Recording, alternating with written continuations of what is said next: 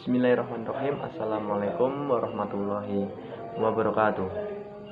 Nama saya Aji Waskito, NPM 2001011012, jurusan Pendidikan Agama Islam kelas C. Dan di sini saya akan menjelaskan atau menerangkan yaitu dari pertemuan 2 hingga pertemuan 5. Yang pertama yaitu fikih ibadah.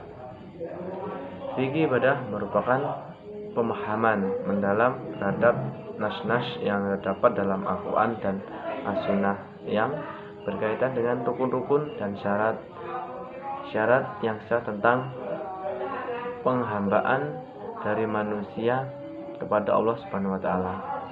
Dalam fikih dikaji beberapa sistem ibadah hamba kepada Allah Subhanahu wa taala,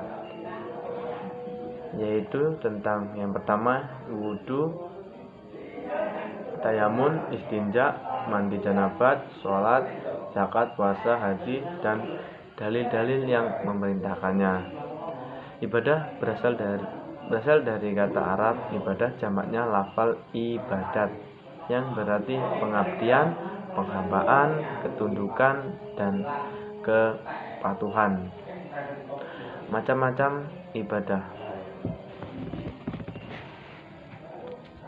Terdapat berbagai macam-macam ibadah, yakni ibadah lisan, badaniyah, dan ibadah hati, perasaan, ataupun penjabaran dari macam-macam ibadah.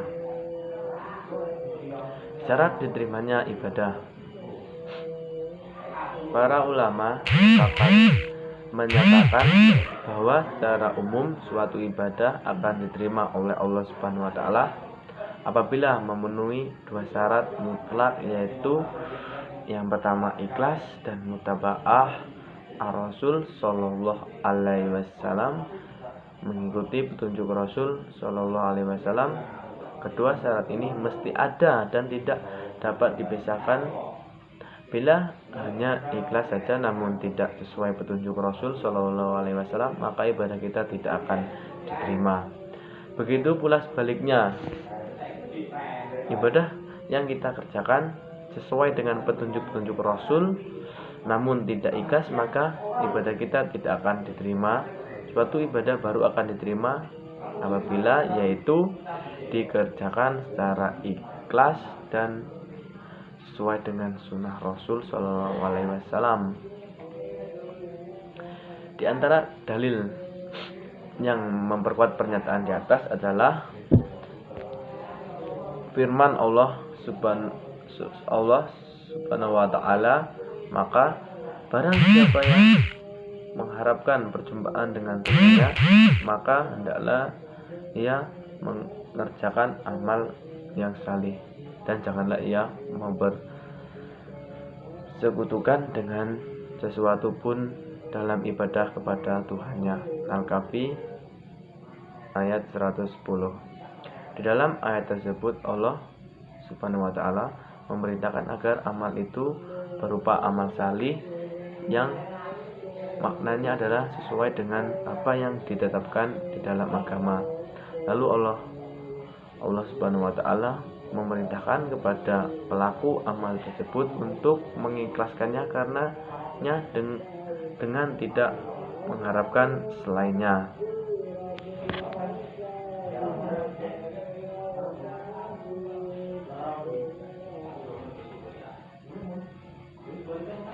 Dan yang terakhir yaitu tentang taharah. Dalam hukum Islam, soal taharah dan segala seluk-beluknya adalah termasuk bagian ilmu dan amalan yang penting, terutama karena di antara syarat-syarat sembahyang telah ditetapkan bahwa seorang yang akan mengerjakan sembahyang wajib suci dari hadas dan suci pula badan pakaian di tempatnya najis. Allah Subhanahu wa taala berfirman, A'udzubillahi minasyaitonirrajim. Bismillahirrahmanirrahim. Innallaha yuhibbu tawwabina wa yuhibbu mutahharina. Sesungguhnya Allah mencintai orang-orang yang bertaubat dan mencintai orang-orang yang suci, bersih baik dari kotoran jasmani ataupun kotoran rohani. Al-Quran Surat Al-Baqarah ayat 222. Maksud dari ayat tersebut adalah bertaubat dari dosa-dosa dan mensucikan diri dari junub dan hadas serta menjauhkan diri dari najis-najis.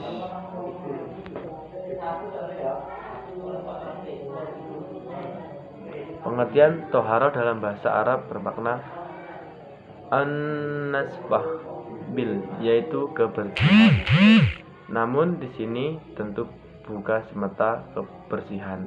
Taharo dalam istilah para ahli fikih adalah mencuci anggota tubuh tertentu dengan cara tertentu, mengatakan dan menghilangkan najis.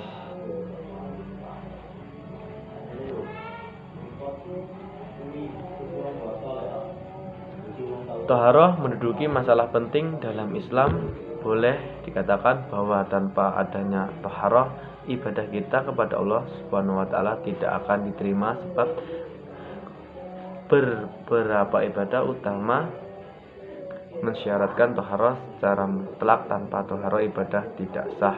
Bila tidak sah, maka tidak akan diterima oleh Allah. Kalau diterima oleh Allah, konsekuensinya adalah kesia-siaan,